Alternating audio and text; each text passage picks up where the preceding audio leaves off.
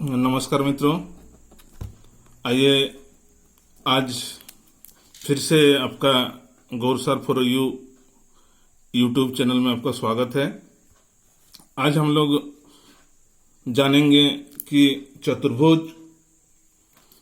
भुजाओं के आधार पर और कोण के आधार पर कैसे वर्गीकृत किया जाता है।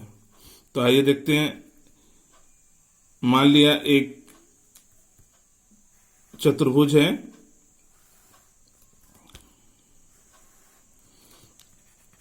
ए बी सी डी हम लोग नामांकन कर रहे हैं। इसको हम लोग साधारणतः 3 भागों में विभाजित करते हैं। पहला नंबर हो जाता है समलंब चतुर्भुज और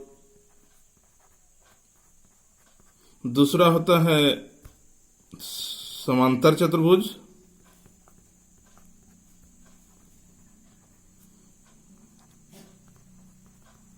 और तीसरा होता है विषम चतुर्भुज।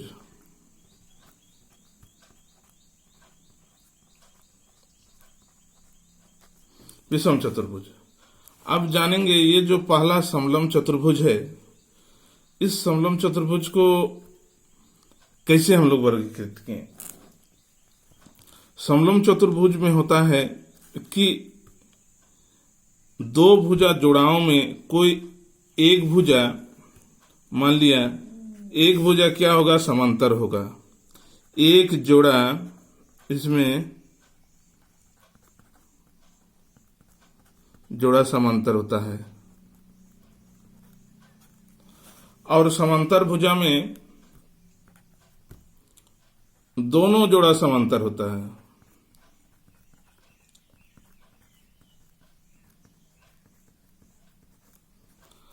और विषम चतुर्भुज जिसको बोलते हैं, इसमें एक भी नहीं जो है समांतर होता है। अब जानेंगे कि ये जो पहला नंबर है समलंब चतुर्भुज,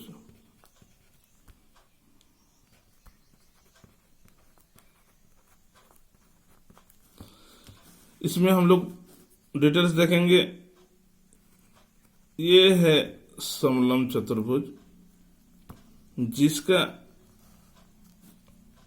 एक जोड़ा, यानी कहेंगे इसमें एक जोड़ा, अर्थात हम लोग का हो जाएगा ए बी समांतर डीसी है। और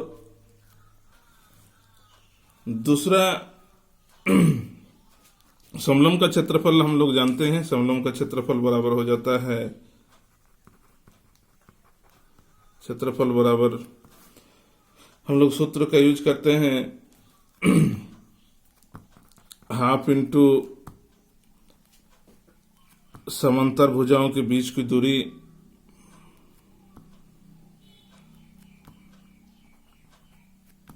ये जो डी होगा, दूरी ठोको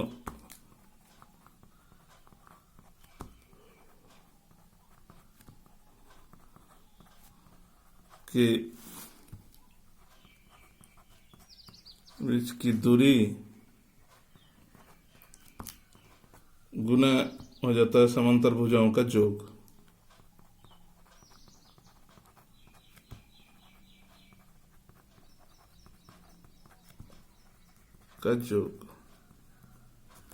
इस प्रकार ये समलंब चतुर्भुज का हो गया।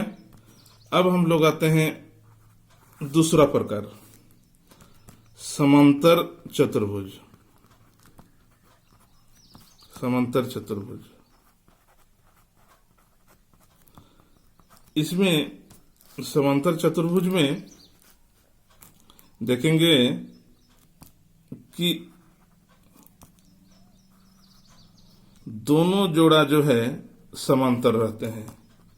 मान लिया हम लोग नाम देते रहे ए बी सी डी। इसमें ए बी समांतर डीसी भी होगा, तथा दूसरा जोड़ा कह सकते हैं एडी समांतर बीसी होगा। ये दोनों जोड़ा समांतर होता है। इस समांतर दोनों को देखते हुए इसको हम लोग 3 भागों में विभाजित करते हैं। पहला हो जाता है आयत,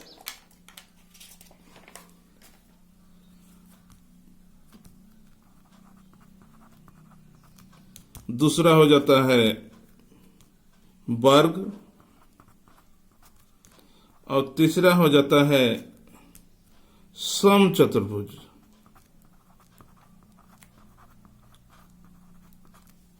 समचतुर्भुज इसमें क्या हो जाता है, दोनों तो समांतर रहेंगे ही, दोनों भुजा समांतर रहेंगे ही, परंतु समांतर के साथ एक जोड़ा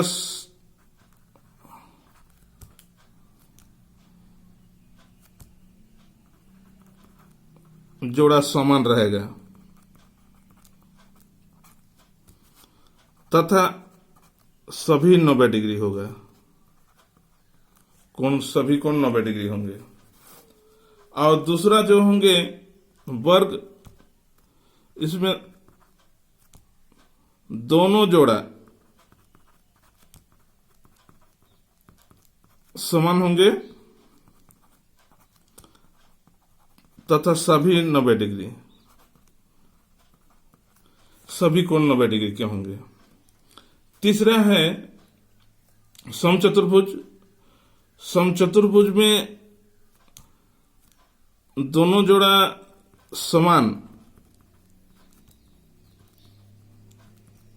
समान, परंतु कोई 90 डिग्री यानी समकोण नहीं। इस प्रकार हम लोग इसको समांतर को 3 भागों में विभाजित करते हैं। आइए अब हम लोग देखते हैं आयत के बारे में।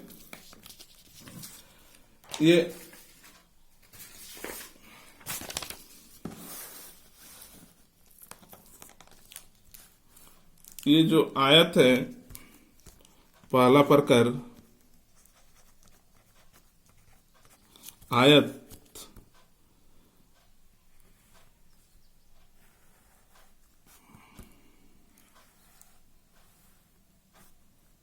इसके सभी कोण 90 डिग्री, समांतर, सभी दोनों जोड़े समांतर, और क्या हो जाएगा, एक जोड़ा करके आपस में बराबर रहेंगे। मतलब जैसे होगा इसका आयत का गुण हो जाएगा कि ए बी समांतर डीसी, एडी समांतर बीसी, कोण ए बराबर कोण बी बराबर कोण सी बराबर कोण डी बराबर 90 डिग्री, और हो जाएगा ए बी बराबर डीसी तथा एडी बराबर बीसी। ये आयत है।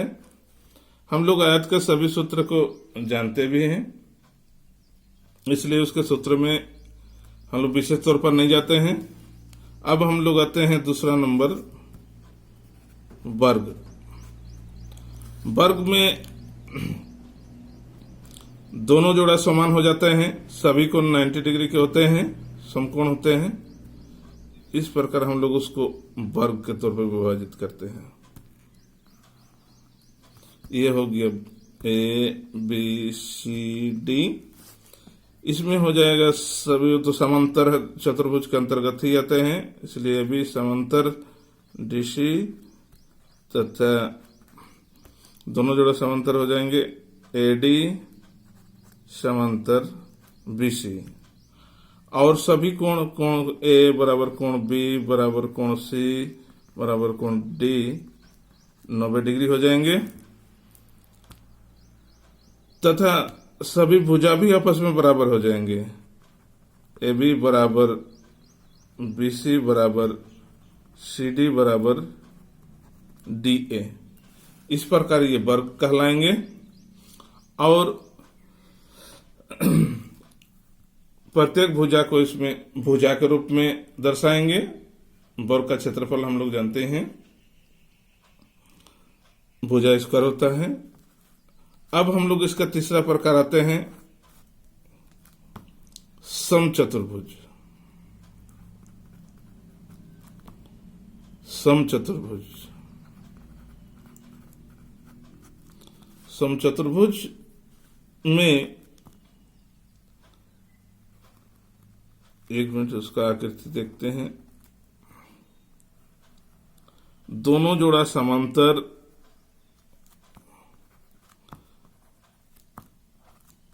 दोनों भुजाएं सभी भुजाएं बराबर, परंतु कोई 90 डिग्री के नहीं। इसमें ए बी समांतर डीसी तथा एडी समांतर बीसी और कोण ए बराबर नहीं है, कोण बी बराबर नहीं है, कोण सी बराबर नहीं है, कोण डी बराबर नहीं है 90 डिग्री। कोई भी 90 डिग्री नहीं है, लेकिन इसमें सब बराबर है। ए बी बराबर बी सी बराबर सी डी बराबर डी ए। इसलिए इसको समचतुर्भुज कहा जाता है। अब जो तीसरा प्रकार है, तीसरा प्रकार जिसको हम लोग विषम चतुर्भुज के तौर पर वर्णन किए थे, विषम चतुर्भुज। अब जानेंगे ये जो विषम चतुर्भुज है, इसको या पतंग भी कहते हैं, काइट। इसमें क्या होता है कि कोई भी जोड़ा समांतर नहीं और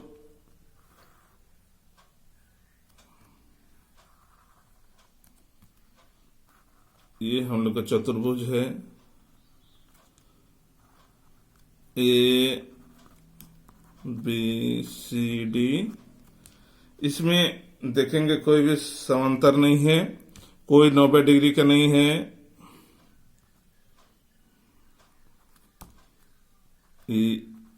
एफ नामकरण कर दिए। अब इसमें ये विषम बाहु त्रिभुज है जिसमें कोई भी भुजा बराबर, इसको हम लोग D1 नाम दिए, ये D2 विकर्ण के तौर पर नाम दे दिए हैं। अब जानेंगे कि इसका क्षेत्रफल बराबर हम लोग जो सूत्र प्रयोग करते हैं, क्षेत्रफल बराबर हो जाता है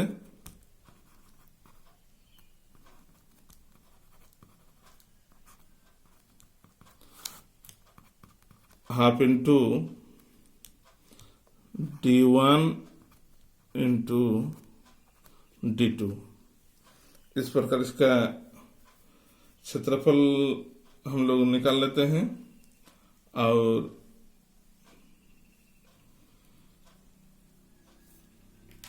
इसमें जोड़ करके इसका निकाला जाता है। जैसे ये दोनों जब हम लोग दो त्रिभुजों पर विभाजित कर देंगे, मान लिया ये